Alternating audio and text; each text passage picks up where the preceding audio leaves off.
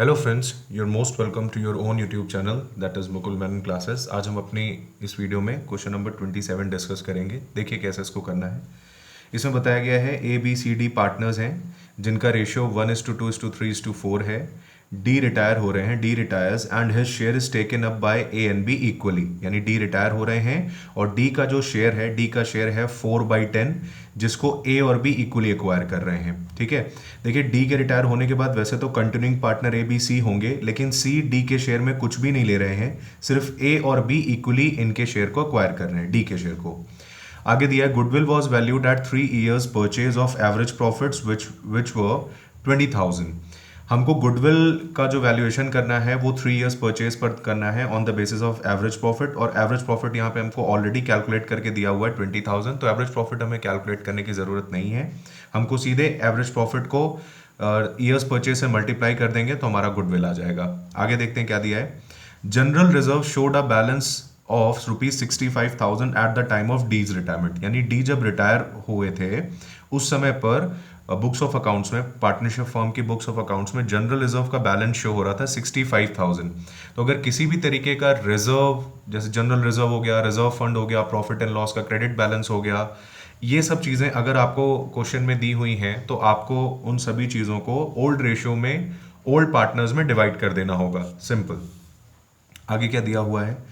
You are required to record necessary journal entry to record the above adjustments on D's retirement, यानी ऊपर दिए गए जो आपके एडजस्टमेंट्स हैं उनको जर्नल एंट्रीज के फॉर्म में आपको शो करना होगा। And you are also required to prepare his capital account, D का कैपिटल अकाउंट भी आपको बनाना है, to find out the amount due to him, जिससे कि आप ये पता लगा सकें कि डी को कितना पैसा आपको देना है। when his capital balance in the balance sheet was 1,50,000 before any adjustment, और D का हमको कैपिटल का बैलेंस भी दिया हुआ है ताकि उनका कैपिटल अकाउंट हम बना सकें। Also calculate the new profit sharing ratio. चलिए आइए देखते हैं इस क्वेश्चन को हम कैसे करेंगे। चलिए, ये क्वेश्चन है हमारा क्वेश्चन नंबर 27। हमने लिया हुआ है CBSE की बुक का। ABCD पार्टनर्स है 1 2 3 4, ये इनका ओल्ड रेशियो है। डी रिटायर हो रहे हैं। डी का, जैसे कि हम लोगों ने अभी क्वेश्चन में पढ़ा, डी का जो शेयर है वो है 4/10 जिसको ए और बी एक्वायर कर रहे हैं इक्वली। इक्वली का मतलब होता है 1:1 के रेशियो में ये एक्वायर करेंगे। 1:1 का मतलब 4/10 का 1/2 ए लेंगे और 4/10 का 1/2 बी लेंगे। चलिए, तो न्यू रेशियो हम निकालेंगे, बट उसके पहले सबसे पहले हम क्या कर ले, जनरल रिजर्व को डिस्ट्रीब्यूट कर दें जो कि हमको दिया हुआ है। तो डिस्ट्रीब्यूट करने की एंट्री होती है general reserve account debit, general reserve account debit to A's capital account, to B's capital account,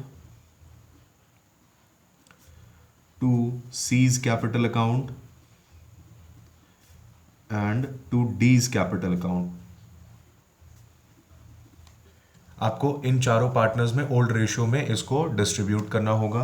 देखिए, बैलेंस तो हमको दिया हुआ था 65,000 हमें दिया हुआ है बैलेंस जनरल रिजर्व का। अब इसको कैसे डिस्ट्रीब्यूट करेंगे, मैं डिस्ट्रीब्यूशन आपको यहाँ करके दिखा देता हूँ। देखिए, ए का कितना हिस्सा होगा, 65,000 में से ओल्ड रेशियो में बांटना है, और रेशियो हमको पता है ए का कितना है 1/10 इंटू 1/10 कर दीजिए, तो इनका आ गया 6,500। बी की बात करें 65,000 मल्टीप्लाइड बाय 2/10 तो आ जाएगा 13,000। सी की बात करें 65,000 मल्टीप्लाइड बाय 3/10 तो इनका आपका आ जाएगा 19,500। और डी की अगर हम बात करें 65,000 मल्टीप्लाइड बाय 4/10 तो कैलकुलेट होके आ जाएगा 26,000। ये हो गया। अब इन्हीं ये जो अमाउंट निकले इनको आप इनके कैपिटल में क्रेडिट कर दीजिए। ए के कैपिटल में चला जाएगा 6,500, बी के कैपिटल में 13,000, सी के कैपिटल में 19,500 और डी के कैपिटल में 26,000। ये आपका जनरल रिजर्व का तो डिवीजन हो गया।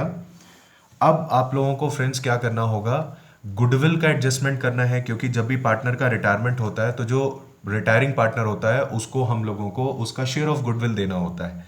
तो उसके लिए हमको गेनिंग रेशियो की ज़रूरत होती है, क्योंकि जो कंटिन्यूइंग पार्टनर्स हैं वो रिटायरिंग पार्टनर को गेनिंग रेशियो में ही उनकी गुडविल कॉम्पनसेट करते हैं या पे करते हैं। तो गेनिंग रेशियो के लिए हमारे पास न्यू रेशियो होना चाहिए, और न्यू रेशियो हमको पहले कैलकुलेट करना पड़ेगा, है ना फ्रेंड्स। तो सबसे पहले न्यू रेशियो हम लोग कैलकुलेट कर लेते हैं, ठीक है। तो मैं न्यू रेशियो आपको कैलकुलेट करके दिखा रहा हूँ।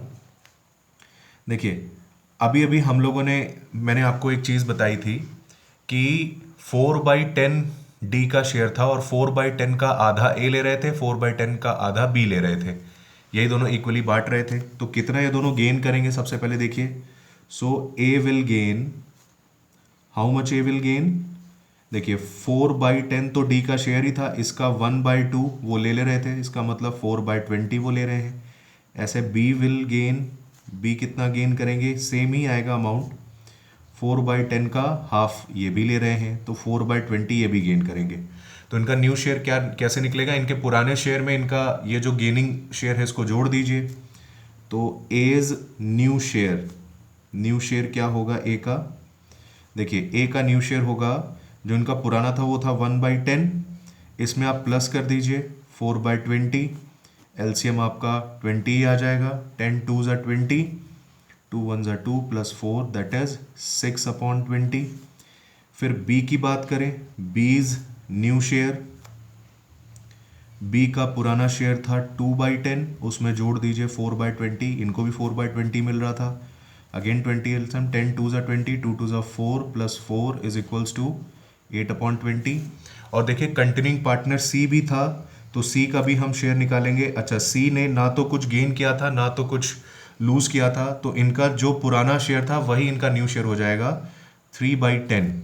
अब देखा जाए तो जो हमारा न्यू रेशियो आया है ए का, बी का और सी का, वो क्या आया है, वो आया है 6/20 इज टू 8/20 इज टू 3/10। अब हमको डिनोमिनेटर्स बराबर करने होंगे, अगर हम डिनोमिनेटर्स बराबर करें तो एलसीएम आ जाएगा 20, तो ये 6 ऐसे ही आ जाएगा, ये 8 ऐसे ही आ जाएगा, 10 2 ज़ा 20, 3 इंटू 2 6 आ जाएगा। तो हमारा जो न्यू रेशियो आया है वो आया है 6:8:6, ये आपका न्यू रेशियो आया। अब आप इसको छोटा भी कर सकते हैं, आप इसको ऐसा करिए, 2 की टेबल से काट लीजिए, 2 3 ज़ा 6, 2 4 ज़ा 8, 2 3 ज़ा 6, 3:4:3 और करके हमने इसको और छोटा कर लिया। अब आपके पास न्यू रेशियो आ गया है। अब आप क्या निकाल सकते हो, गेनिंग रेशियो। चलिए गेनिंग रेशियो हम लोग यहाँ निकाल लेते हैं।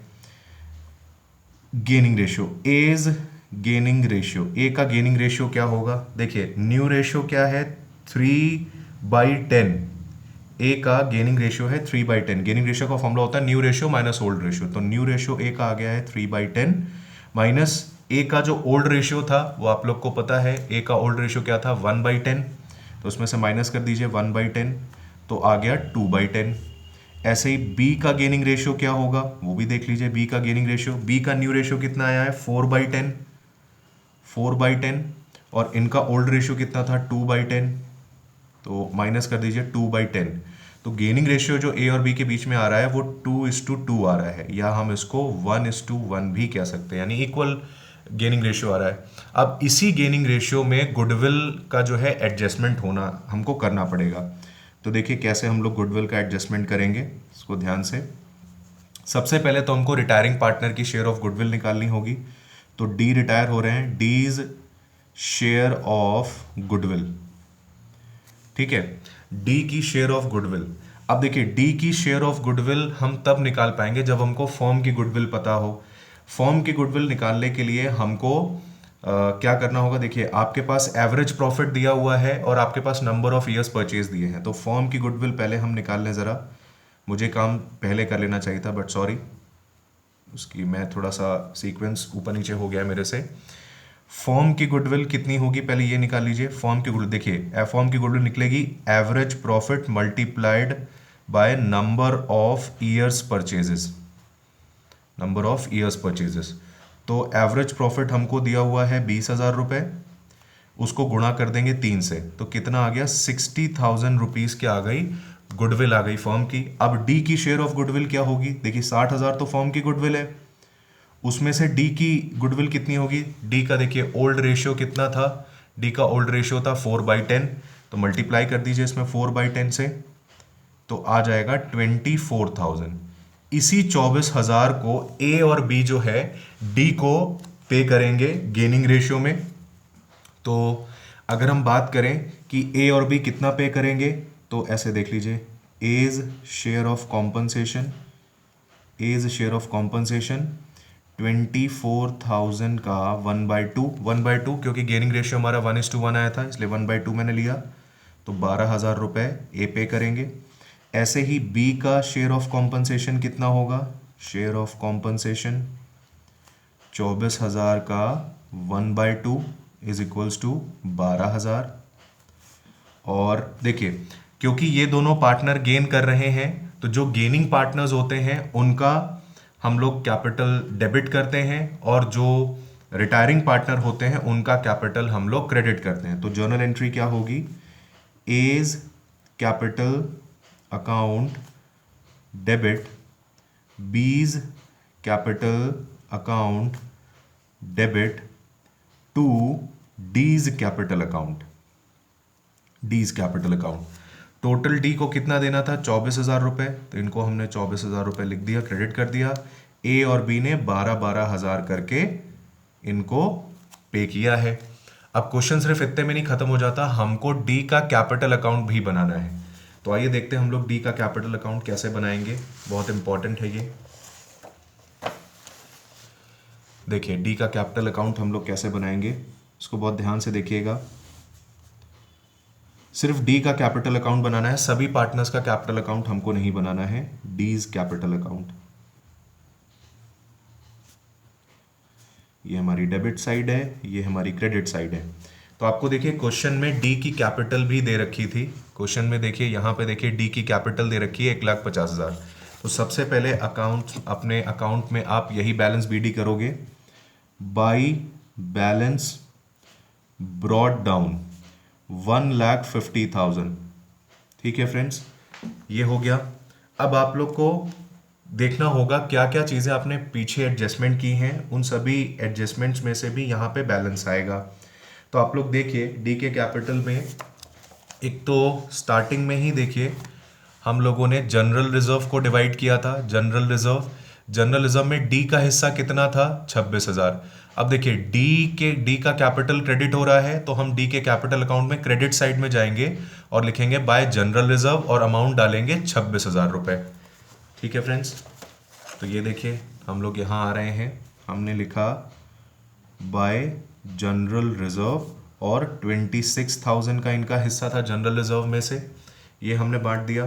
फिर गुडविल का भी हमने एडजस्टमेंट किया था, तो वो देखिए नीचे हमने एंट्री पास की थी। इसमें भी देखिए डी का कैपिटल क्रेडिट हो रहा है, तो हम डी के कैपिटल में क्रेडिट साइड जाएंगे और लिखेंगे by A's capital by B's capital 12,000। ठीक है फ्रेंड्स, ये भी मैं आपको करके दिखा देता हूँ। यहाँ पे मैंने लिखा by A's capital account by B's capital account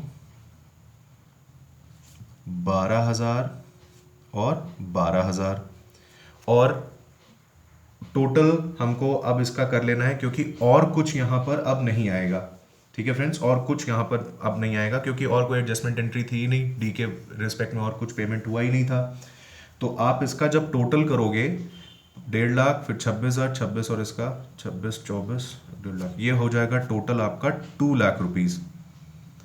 ठीक है फ्रेंड्स, इतना ही पेमेंट हमको डी को करना है।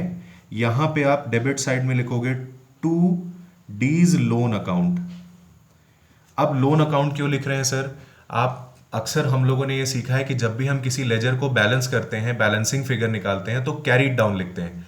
एक्चुअली में कैरीड डाउन आप तब लिखते हो जब पार्टनर कंटिन्यू कर रहा हो। ये डी जो पार्टनर है ये कंटिन्यू नहीं कर रहे हैं, ये रिटायर हो रहे हैं और अभी तक उनको ये पेमेंट नहीं दी गई है, इसलिए हमने उनके लोन अकाउंट में इतना पैसा ट्रांसफर कर दिया है। तो जो पार्टनर रिटायर हो रहा होता है उनके कैपिटल को हम कैरीड डाउन नहीं करते हैं, इस चीज़ को ध्यान रखिएगा।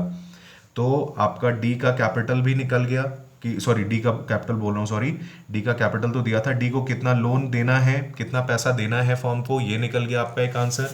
और क्वेश्चन में हमसे न्यू रेशियो पूछा था, तो वो भी हमने आपको न्यू रेशियो निकाल के दिखा दिया। गुडविल का एडजस्टमेंट आपको करके दिखा दिया। जनरल रिजर्व कैसे डिवाइड होना है ये आपको करके दिखा दिया। Thank you very much.